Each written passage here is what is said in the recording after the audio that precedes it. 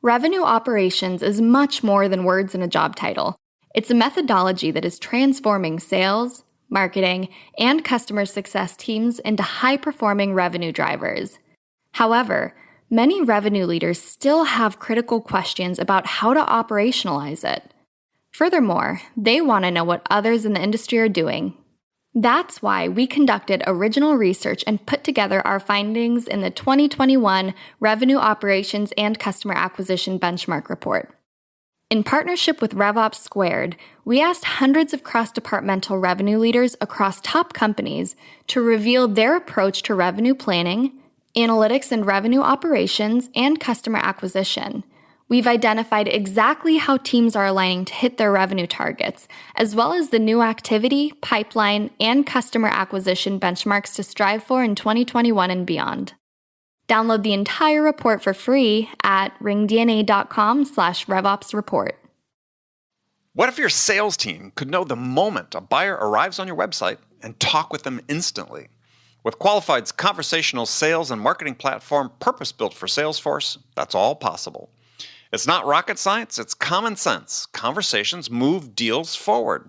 Live chat, voice calls, and meeting bookers accelerate sales conversations without a single email exchange. Capture prospects in that magic moment when they're most interested in learning about your business. Head on over to qualified.com to chat with their team and learn more.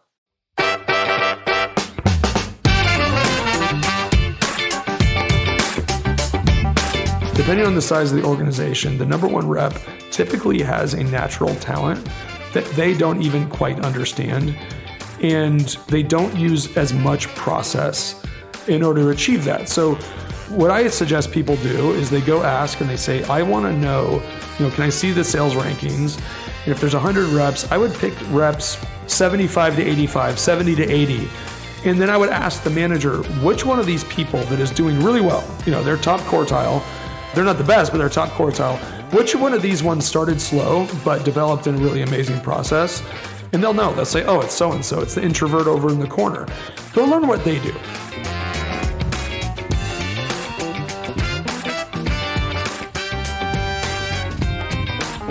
Hi, friends. Welcome to the Sales Enablement Podcast. I'm your host, Andy Paul. That was Mark A. Smith. Mark is the Chief Revenue Officer at Webwear.io, and he writes what I think are some of the most wise and humorous posts on LinkedIn these days.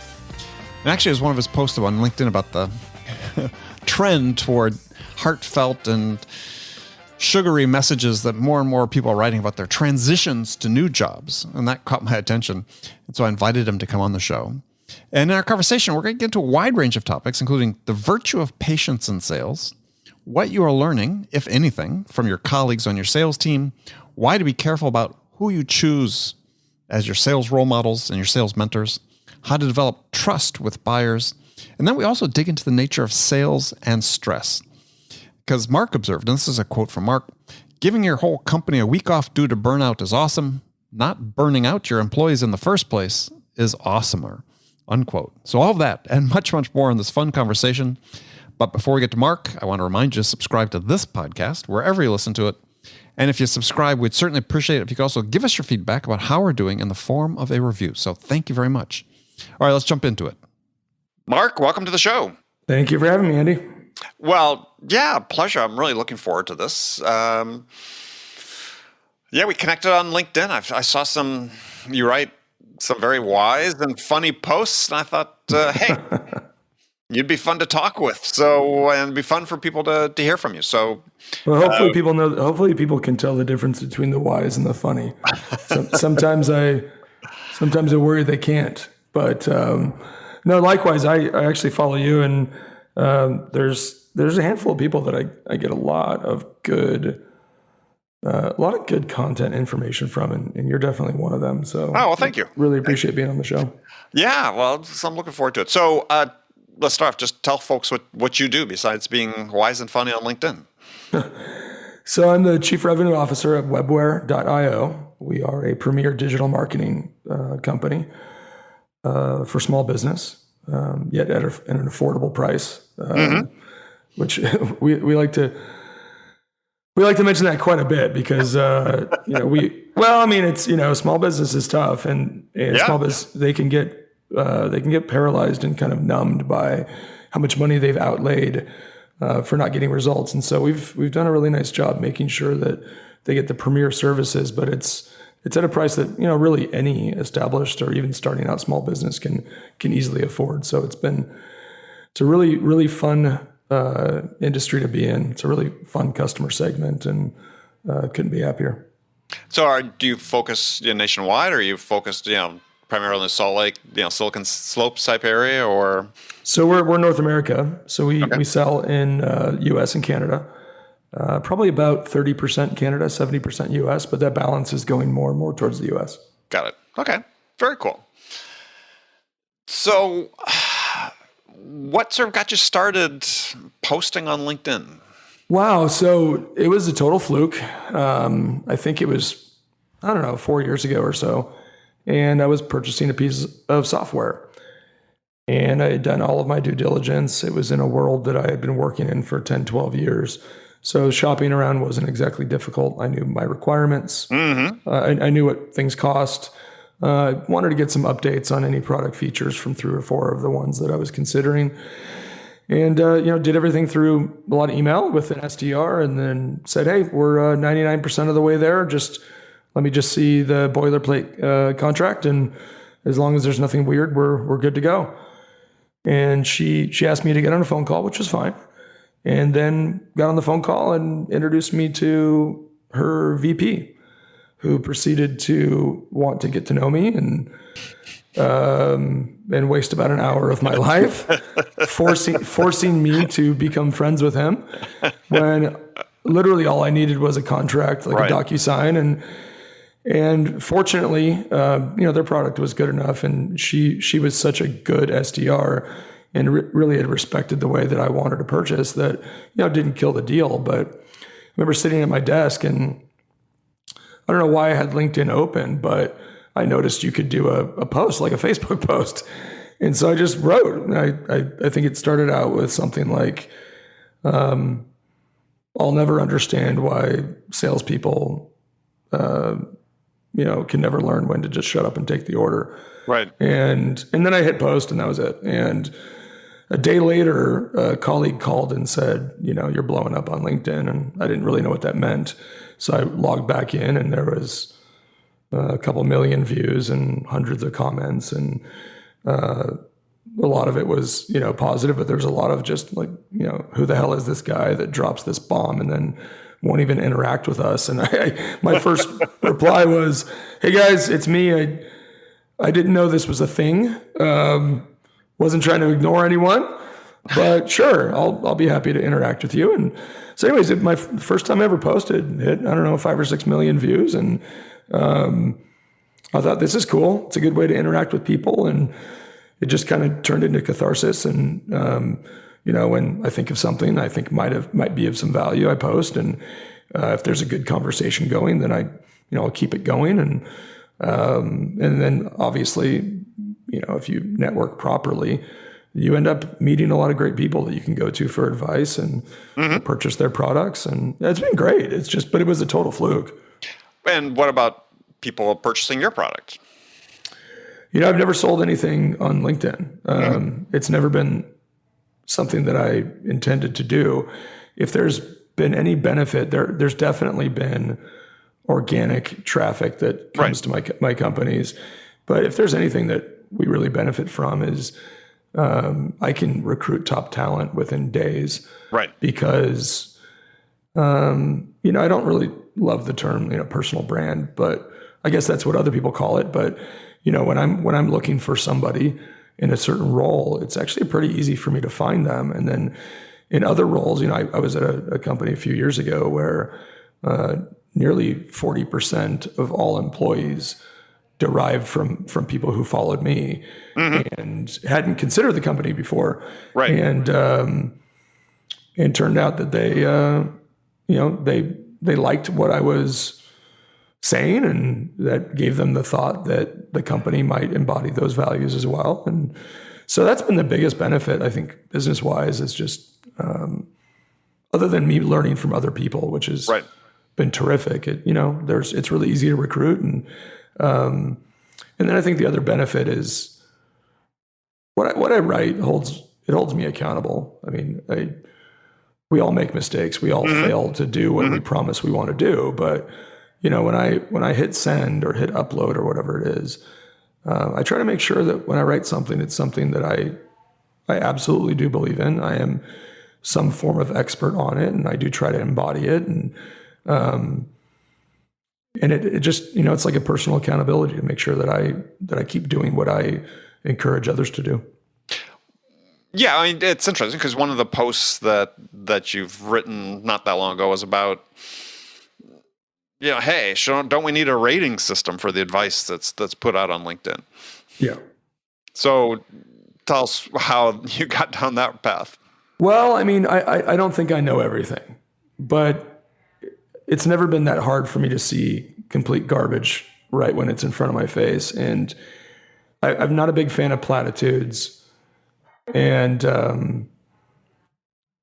cries for engagement, because they prey upon people. They prey upon people that are in difficult spots, whether it's somebody talking about, the right way to get a job, and all they're really trying to do is prey upon desperate people for engagement, and or whether it's telling people they've never met before to quit their jobs and follow their dreams, or if it's people who tell you to quit your jobs and become a coach, but a coach of coaches. Right. It's just, so I just really struggle with a lot of it, because I can see that people take me seriously. I mean, I get a lot of messages. You do? Yeah.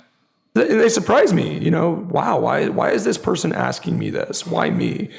And the answer is, well, people learn to trust others. And I started to get really concerned that others, if they were getting the same messages asking for advice, if they're in no position to give that advice, I frankly think they need to be called out and at least not silenced, but there needs to be some way of acknowledging that this person is writing these things for engagement and not because they're actually an expert in the field.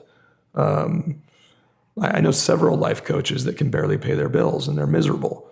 And I would never want them to tell somebody to quit their job just so they can maybe get a $500 a month client. Yeah. I see it can be really tactical. The cold calling is dead. Like, okay. I mean, it's like saying the internal combustion engine is dead. We all know that electric cars are really cool, but there are millions of internal combustion motors, and there still will be. And it's just not helpful.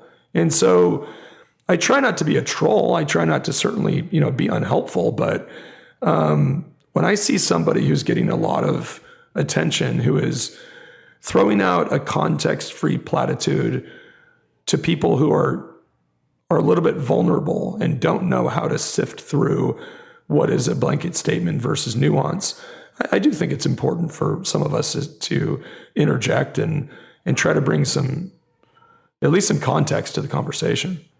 And so do you find yourself doing that? I mean, I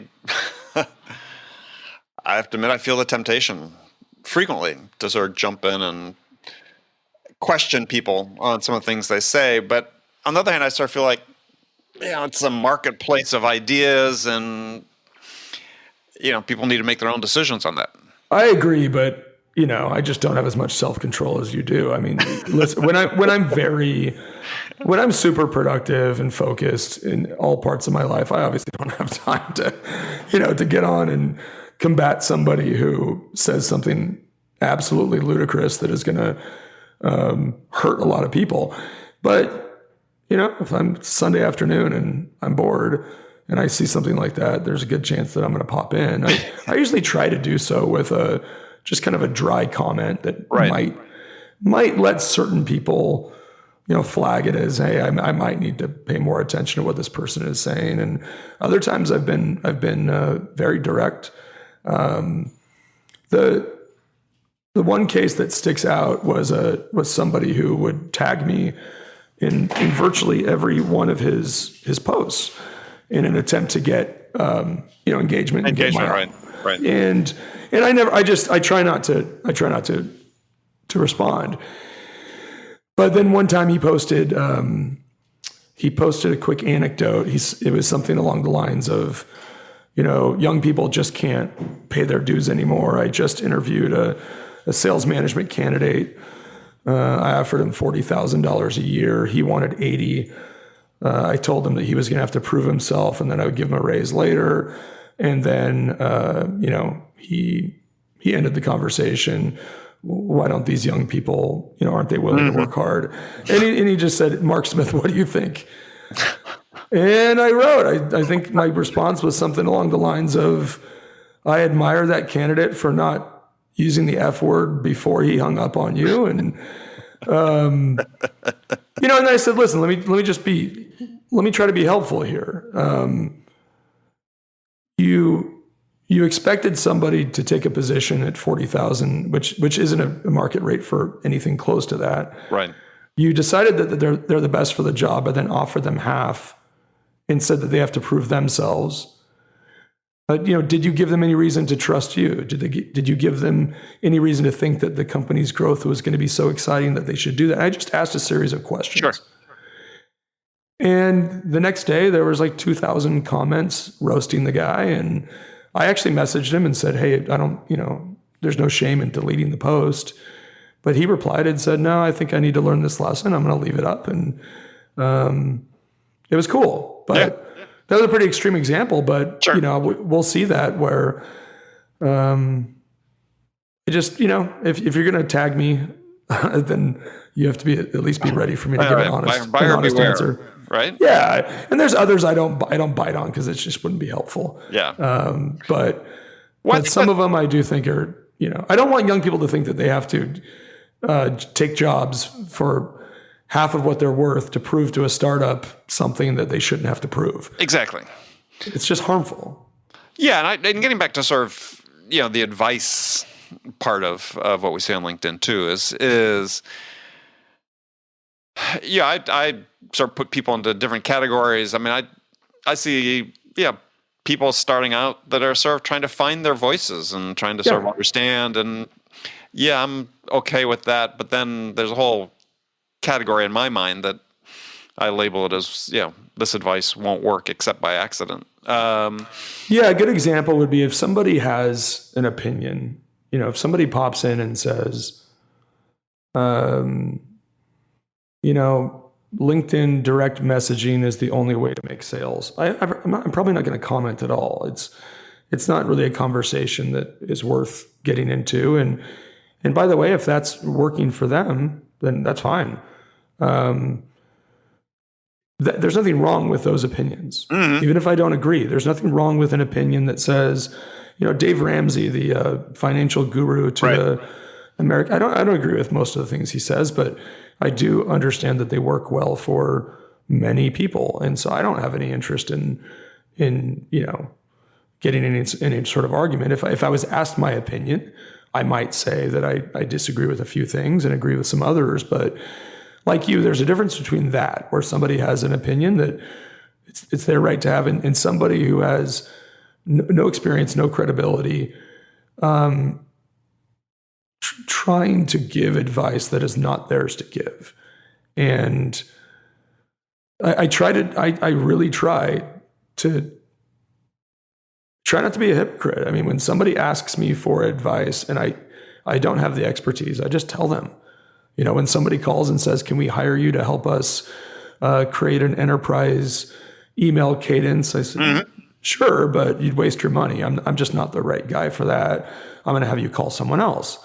So I guess I just wish people would stay in their lane a little bit on certain things, or at the very least, when someone like you or I might challenge them, instead of getting incredibly defensive, just say, that's really interesting.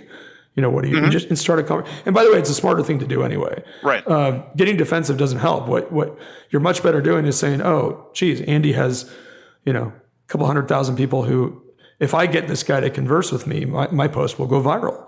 So you might as well not only learn from you, but you You can also pretty easily go viral if you get somebody with tons of followers to get in a 15, 20 comment thread. And I've learned lots of things. I mean, geez, I have made so much money off of things that I have learned on LinkedIn that I've applied in my career. Right. And it's come from getting in discussions with really smart people. Absolutely. I mean, it's one of the values of doing it, much like having a podcast. Or I tell people, podcast has been the most selfish thing I've ever done, because I've had, at this point, virtually 1,000 conversations with really smart people that I've learned incredible amounts from. Yeah. So, well, I wanted to jump onto a couple other posts I really liked, because they spoke to me about certain topics that I'm passionate about as well. One is what I call sort of you spoke about the virtue of patience, which is, you wrote, why do fast-growing SaaS companies have such a large percentage of reps miss quota? And you said a number of reasons. I'll focus one. It's just they aggressively poach AEs who have not been at the competitor long enough to determine if they actually have talent. Yeah. And this is such an age-old problem, but it seems to be becoming more acute. Is it people jumping from job to job before they ever learn anything? Well, I think there's a couple of reasons. One of them, I think they're just smart. I mean, if you smart for a while. Yeah, I mean, at some point it's going to catch up with you. Right. But, if you've got student loans and you got offered a job at Adobe and you're not doing all that well, but 7 or 8 months in, somebody from a well-funded startup comes after you just because you simply work at Adobe, and you have a chance to restart without people knowing that your pipeline never actually closed, it's probably not a bad idea to do it. The issue, I think it's on both sides. I blame the recruiters and the hiring managers more, because we frankly should just be better at not doing that. We should be looking at resumes and understanding that unless there's really specific metrics that somebody can speak to, 6 or 8 months is probably not a long enough time. As candidates, the only thing I really discourage is hopping around for a $5,000 or $10,000 increased compensation. I've seen a lot of careers torpedoed because they're in a great spot and they are learning. They're not doing as well as they wanted to, but it's not because the company's letting them down. It's because they have not yet matured in the role. But somebody goes from offering 90 to 100 and they jump ship. That 10 grand after taxes is non-existent, but you really restart your momentum. Exactly. And it's not even momentum just in your skills. It's momentum in developing relationships and mentors within an organization that you can count on for the next 20 years. I mean, I hope people realize this, but most of us, when we go to staff our teams, we gravitate first to people that we knew in our past. Easier to recruit. Mm-hmm. Yep. It's proven commodities, or at the very least, we ask them for referrals for their people.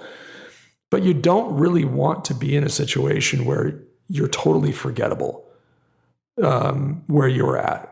And if you're struggling with your numbers, that's okay. Be patient. Mm-hmm. At least build those relationships. Become really valuable in one way, so that even if you do leave the company, even if something doesn't work out, you have half a dozen people who think of you in a very positive light and are going to be happy to refer you to others. Or give you advice when you need it. It takes time to nurture relationships in a career. It's great advice. I mean, I advocate for patience, right? I mean, it's hard. To the point you made is, people are dangling money in front of you. You may have student loans. You have, starting a family. You want to buy a house. But there comes a point where you have to exercise some patience in your career. And you have to show that you can actually accomplish something, right? That you can see it through. That's, I always talk about 2 full business cycles you need to give a company, whether it's 2 sales years or whatever, to show that, not just to build the relationships you talked about, but also to show to yourself that, I've actually learned something. This is something that I this is something I can do, and I can show that I've accomplished something. No, it's so important.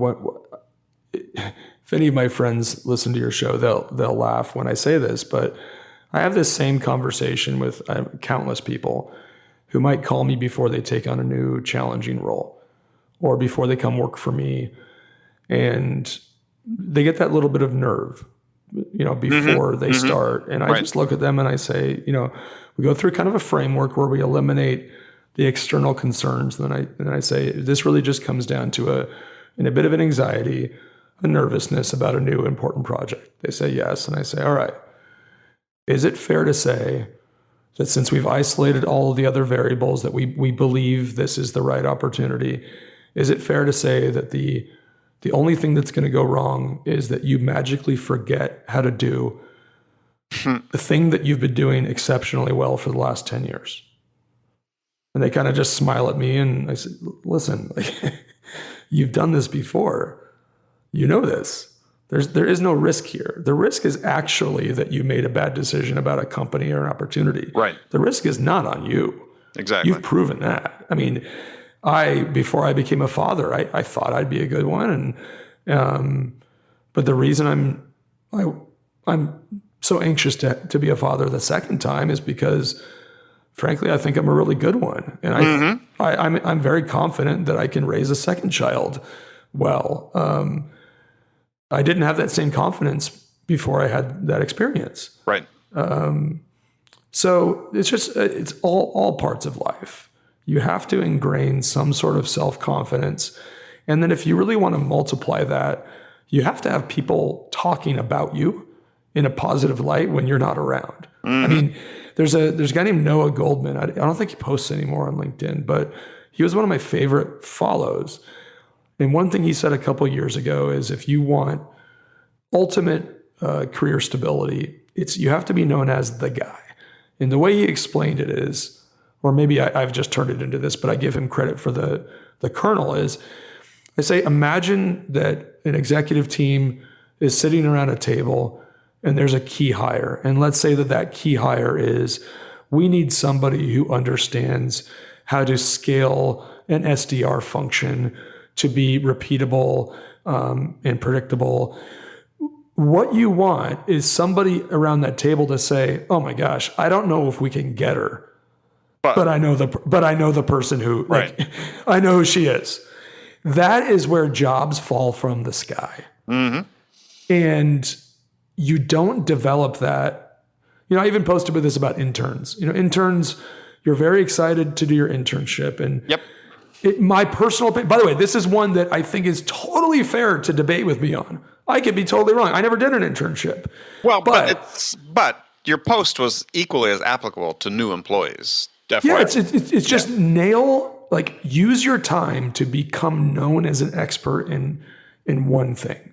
It doesn't even have to be the most important thing, but if you're given some general objectives, but you have a specific thing that you're really held accountable to, prioritize that, create that value, claim that value, take credit for it, learn about the other people involved in that, and you'll be known as the person who is really exceptional at that thing. And hopefully others, obviously. Sure.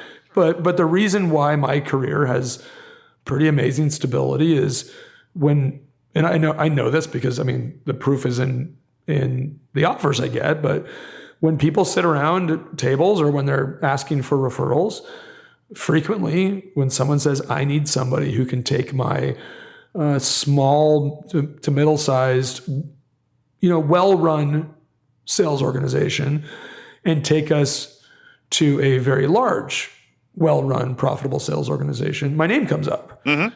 And that's why I've never been nervous about having a job, is because I've taken the time to prove it, and I've stayed long enough to have those achievements. Some would say I haven't stayed as long. What they don't know is when I go take on a new client or even a new job, I usually set very specific goals over a certain period of time. And sometimes it's like, I will be here for 1 year, I will accomplish this, and then I will leave. But I sure as heck make sure that I don't leave before those things are accomplished. And And again, I think it's a good way to run a career. Yeah. Well, I wanted to get back to it's great advice. I wanted to sort of maybe build off that because it came from that article, the post you posted about the interns, because you had some, I thought, great advice there, which I think applies to new employees or employees in general. And you started talking with the first one. You talked about don't network with flashy people. Yeah. Yeah, especially new in a sales career. It's so easy to sort of get seduced by the way certain smooth talkers make it all look so easy. But not a lot of substance oftentimes beneath that. So I always want to advise people on that is, you don't need to be like them. I mean, I couldn't, when I first started, a guy in my office, he was like that. He was just like, oh my God, he makes it so easy, look so easy when he talks to a prospect, Yeah, I thought I wanted to be like him for about a week. And then I was like, no, that's not me. See, I learned it the opposite way. When I look the part. I always tell people, if you really want to know what advice you should take from me, you do need to understand my background. But the short background is everything in my life came very easy to me. Then I started my career and I looked the part. I mean, I was a reasonably decent looking human who came from a, good background and played sports and, was relatively articulate. And so I got offered jobs that I was not even remotely qualified for.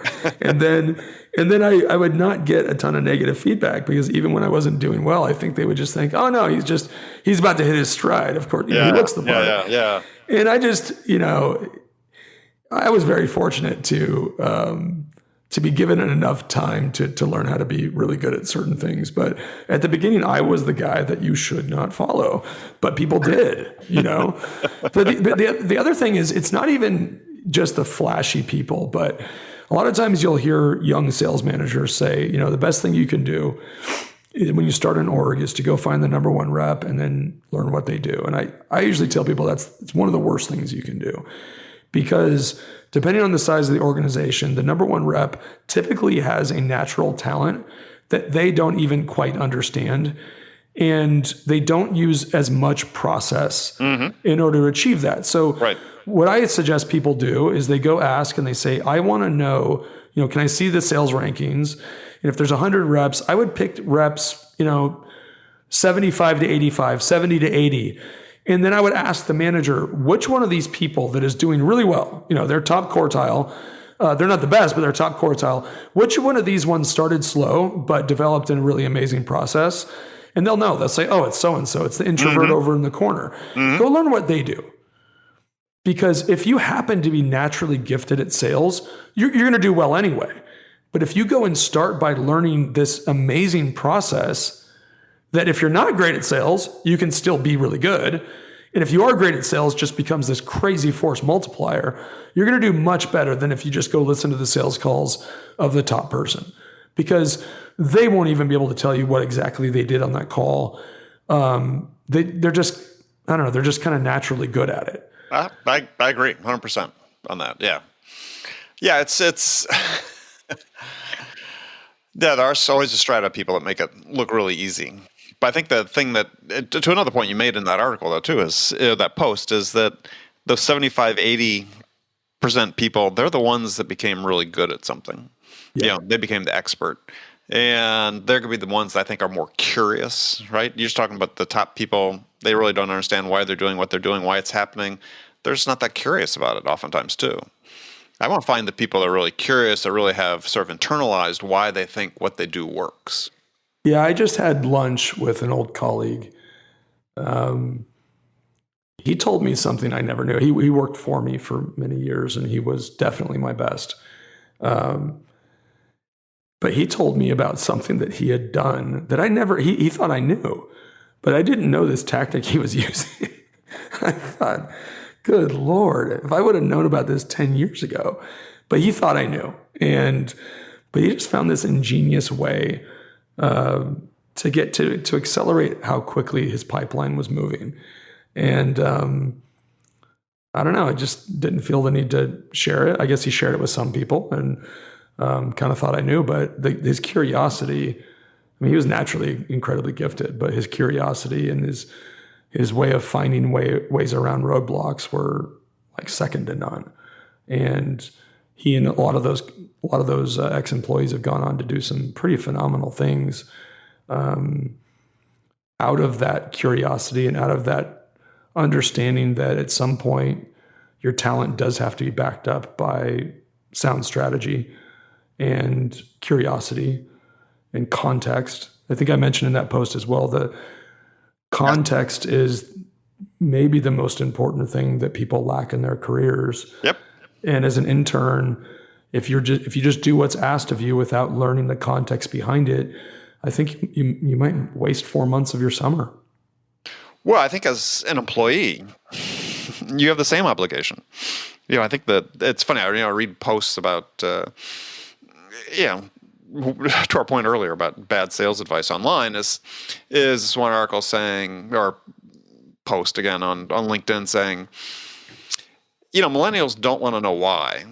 They just want to be told how to do something, right? And it goes through chapter and verse. I'm thinking, well, I couldn't disagree more. Yeah. and this is really problematic because, I think you have an obligation as an individual in order to become the best version of yourself to demand this context, to push back. Yeah. Right? I mean, I think that I look at my own career as built on not just saying, okay, anytime somebody gave me advice or a boss gave me a piece of a recommendation or, go do this, it's like, no, I want to understand why, right? And is it going to fit with the way I do it? Because it's my butt on the line, right? I could follow your advice, but if I fail, I get fired, not you.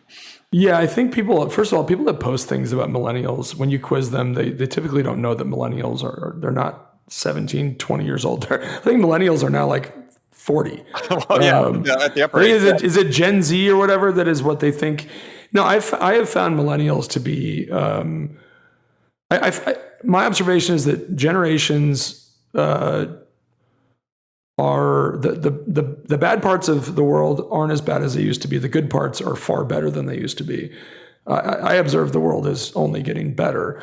Bad has almost become neutral and good has become great. But I think millennials showed themselves to be incredibly curious people. And what it was received by others was they're being a pain in the butt. Right. And I agree.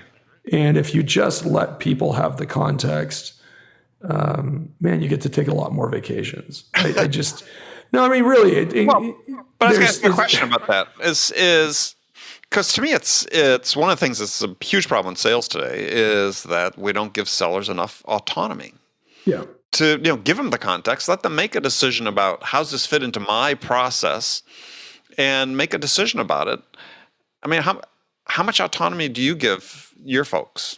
So we do use playbooks. We use Sure. thematic playbooks that are meant to be the framework for a best practice in a vacuum, right? Mm-hmm. If you've got no other interesting things to talk about, you can use this playbook, and this playbook will work. Right. However, I end most of my leadership meetings and a lot of my skip level meetings with the same thing, which is, you've heard this before, you're going to hear it again until you start believing me. But there is nothing any of you can do to ruin this company. None of you have any button that allows you to discount something so much that it would give away, all of our value for nothing. None of you have. There's literally nothing that you could do aside from, I don't know, being a horrific racist on a phone call and it somehow gets out. But business-wise, there's nothing you can do. I want you to make your own decisions. And the last day of the last month, I actually sent out to the sales team and said, you have autonomy to be flexible, and your director has autonomy. And he messaged me and said, well, how much? And I said, well, you can't find the line until you cross the line. So he sent one back to me where he had waived a bunch of upfront, but he had extended the contract to the point where our contracted value was phenomenal. I'm like, I would take that deal all day long. In fact, I might want you to only sell those from now on. Like, but he said, well, so is that within limits? And I said, no, you haven't crossed the line yet. I said, until I laugh at you, you haven't pushed it enough yet. Like, I want you to send me a deal that you did that I actually call and we laugh about it because it was so dumb. Right. But it's never happened. I had a customer success retention manager years ago who, wonderful, brilliant guy. And he would come and ask me for permission about everything. And I said, you know what, frankly, I don't have time for this. Here's what I want you to do. You have your matrix. I want you to use it, but then you can go outside of it whenever you want. Every 5 times you do it, I want you to put it on a whiteboard, wheel the whiteboard in my office. We'll go over them. I'll tell you whether you've done something stupid.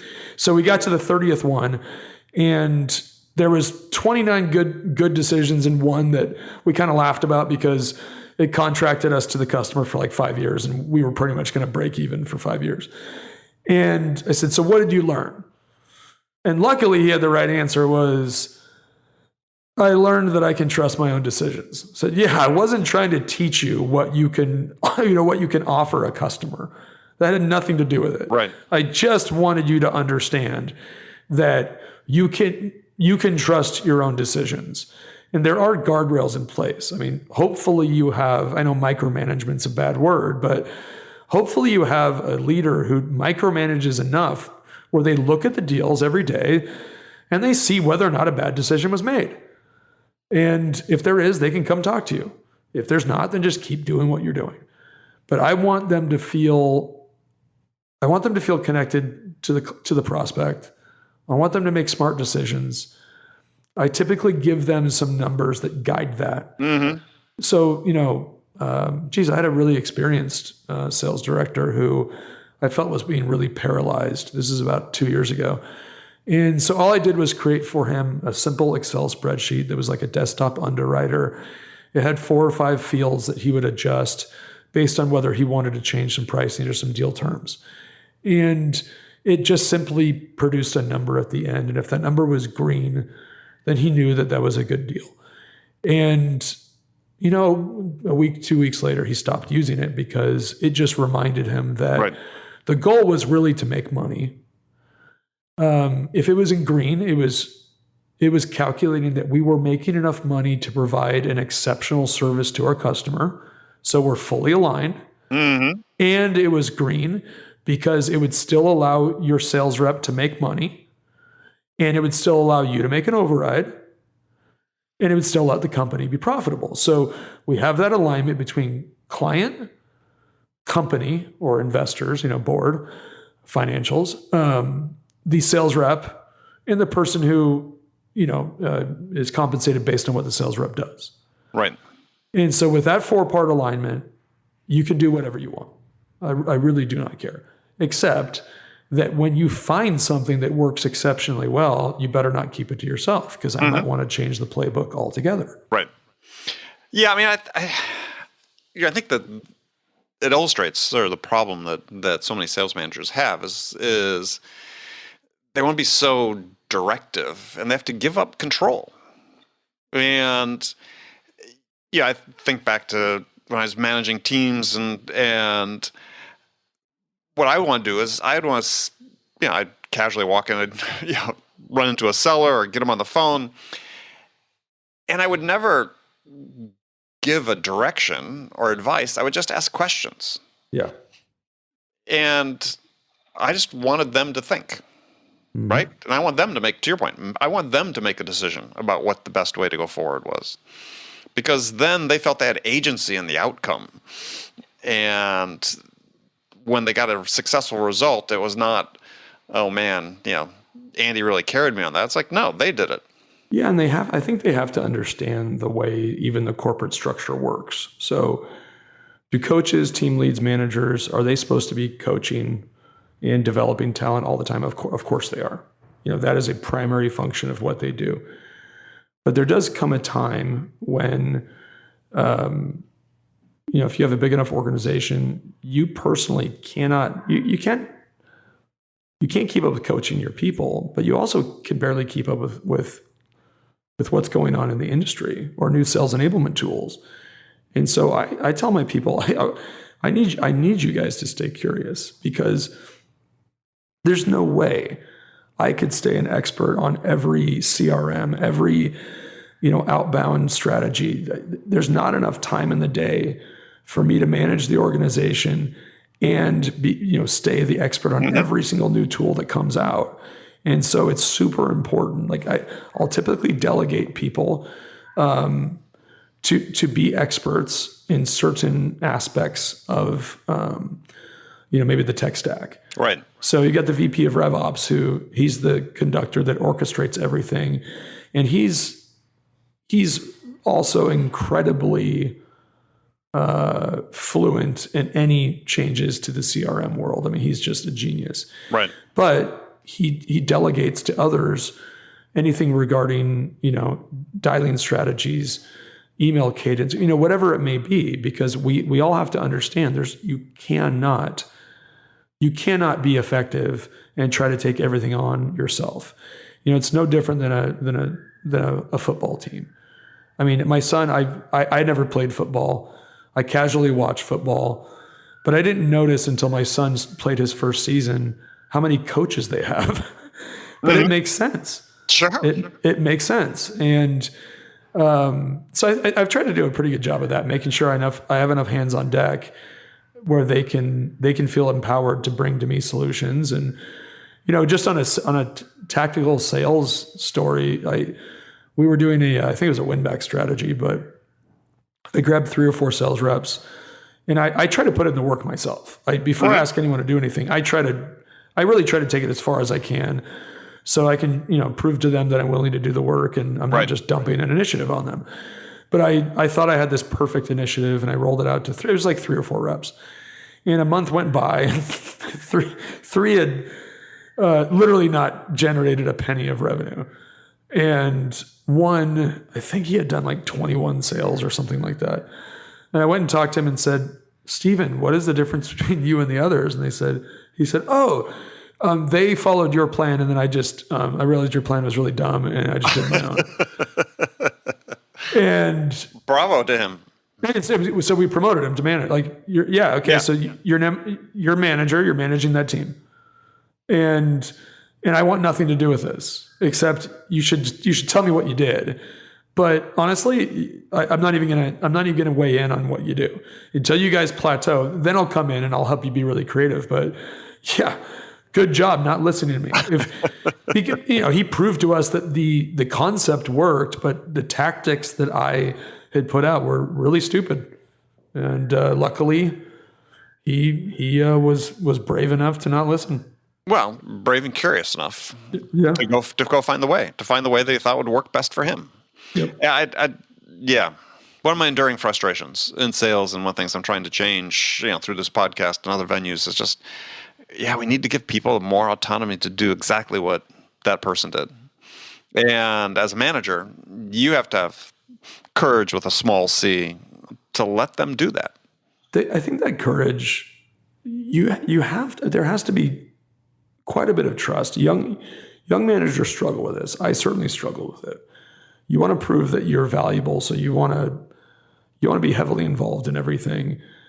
But once you start to trust people and then encourage them to be curious listeners and act like humans, that's usually when things start to go really well. Yep. If people ask me, how do you what's the secret to sales? I say, get somebody on a phone who doesn't, use the F word and hang up on you within 30 seconds.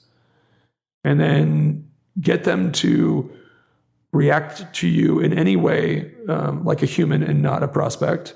And then talk to them like a human, and then ask for their money. And then it's really easy. And we can script that opening to get them more opportunities to get into the human conversation. But I've been on many calls where the person's following the playbook, and I have to say, put it on mute real quick, or tell them you need a drink of water. And they look at me like I'm crazy. And I just tell them you need a drink of water.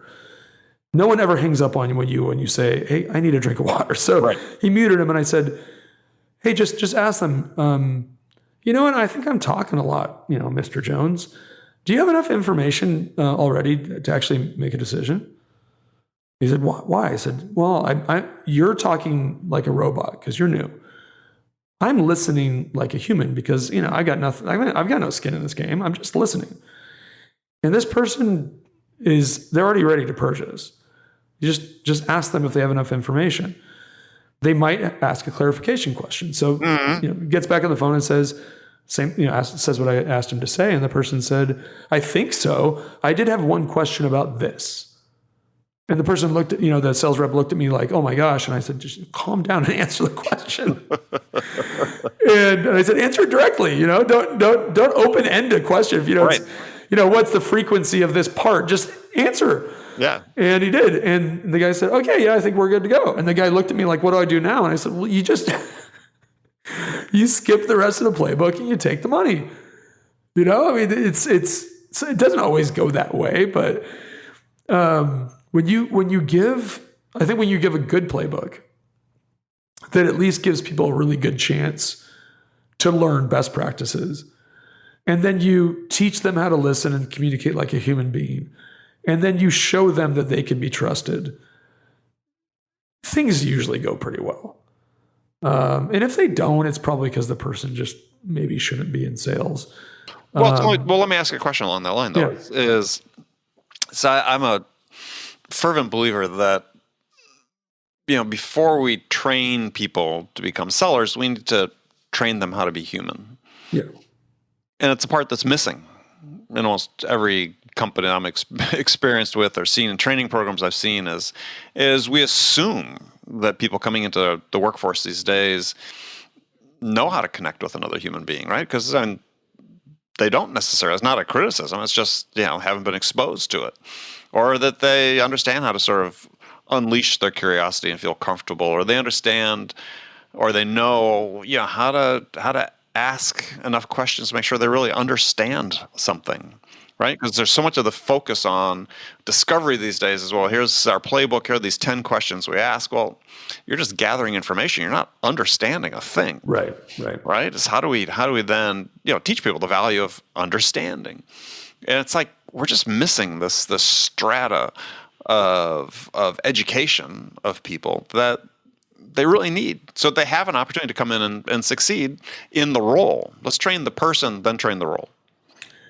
I agree. I get asked a lot what sales books I read or management books, and I don't.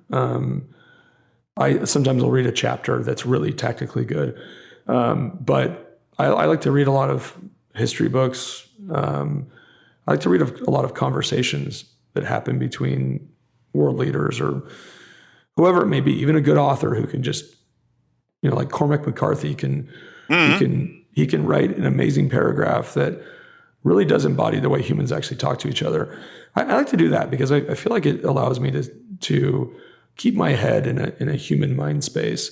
But I think we're selling people really short in their formal educations on how to communicate. When I interview somebody, it's going to sound silly, but at this point, I'm typically doing final interviews or whatever. But I pretty much have one criteria. When I walk in the room and I say, "Hey, Andy, hi, my name is Mark. What is your name?" And the person says, "Andy." I say, "Awesome. Listen, I didn't have a ton of opportunity to review your resume." But it says here that you're from, Milwaukee, Wisconsin. If the person says, actually it was Madison, Wisconsin, just FYI. Was it really? Yeah. if the person says, "Yeah, I am," where are you from, Mark? I literally write down on their resume, hired. Yes. Because the simple fact that they said, "I am," and "Where are you from?" shows me that they have an innate ability, whether they learned it or not, they have an innate ability to have a conversation. And when I say, "Tell me about Milwaukee," and they they tell it in almost a story. Oh, Milwaukee was great. Milwaukee, Mark, when I want you to picture, have you been there? Oh, no, I never have. Is it just all cheese? Everyone thinks that, but I want you to picture this. When you're walking down Main Street, that person can sell. I don't care whether they've ever sold anything in their life. It's a really good reason why I love recruiting out of customer experience. No one does. So you've got thousands of people that aren't being given an opportunity to sell. And all you really need to do, though, is listen to their calls and see how they are communicating with customers, whether or not they're following the script, right, or whether or not, when it's appropriate, they're just being a human being. Those that can be a human being, I aggressively try to convince them to get into sales. Yep. Because they can be taught. On the other side of the interview, a good friend of mine, Taylor Rose, if you ask him his trick to nailing in any interview, he'll just tell you, just make sure the interviewer talks about 80% of the time. If you can get him to talk 90% of the time, the job is yours. Mm-hmm. I mean, everyone loves to hear themselves talk. And when they say, tell me about yourself, and you say, oh, I do this, and how about you? And then you just you hold the conversation. They leave and think, oh man, that guy was awesome. Yep. He's a great communicator. What they're really thinking is, I got a chance to talk about myself for the last hour, and that made me feel good. But it goes back again to just basic human communication, whether it's, overcoming an objection or, understanding the difference between an objection and an interjection. It really comes down to, do you understand the way human beings think and communicate? Yeah. And by the way, we all make mistakes. Like, we're not perfect at this. I need to be tapped on the shoulder sometimes and have somebody say, hey, Mark, you're not listening to this person. Sure. You must be stressed right now because your default is to be a great communicator. But right now you're barking orders. You're not really understanding what this person's concerns are. You need to take a step back. And I always appoint people, in my org to watch me. If they ever feel that I'm getting stressed out, my default is to bark orders and to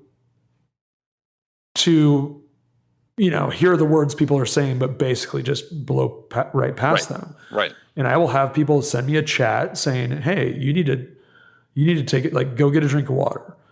And I come back and I'm a much better communicator when I do that. It's like that Snickers commercial, right? Yeah, it's true. It's true. Mark, I think you need a Snickers. It's true. Yeah. All right. Well, unfortunately, we run out of time, but dang it. Yeah, I'd love to have you come back and do this again. This was great. That'd be fun. We should talk about relationship sales someday, Andy. Oh, well, yeah. Get me started on that. No, you really are. Your post about relationship sales was the best one I had seen in forever. And it was the most realistic. Everyone has their opinion on relationship sales, but your post was the only one I had seen that wasn't trying to make some ludicrous blanket statement that applies to every industry and every person. And I loved it. Oh, thank you very much. Thank you. All right. For that, you're in a second appearance. Cool. Flatter the host. It gets you everything. So, of course. Mark, if people want to connect with you, what's the best way to do that? LinkedIn? Yeah, LinkedIn. And I always say this, it never works, but if you want to connect with me on LinkedIn, if you want to sell me something, my phone number is on my LinkedIn profile. Cold calling is dead because none of you ever call anybody. Everyone says that. Anyways, if you want to sell me your software, go to LinkedIn, find my profile, look at my personal information. My phone's there. It's not hard to get a hold of me. If you want my advice, you can call my cell phone. It's not difficult to reach me, but it's funny how playbooks fall into even reaching me, Andy. Yeah, I'm sure. All right, well, Mark, thank you so much. You got it. Thank you. Okay, friends, that's it for this episode. First of all, I want to thank you for taking the time to listen. As always, I'm so grateful for your support of the show. And I want to thank my guest, Mark A. Smith, for sharing his wisdom with us today. If you enjoyed this episode, please subscribe to this podcast, Sales Enablement with Andy Paul, on iTunes, Spotify, or wherever you listen to podcasts. And as always, thank you so much for investing your time with me today. Until next time, I'm your host, Andy Paul. Good selling, everyone.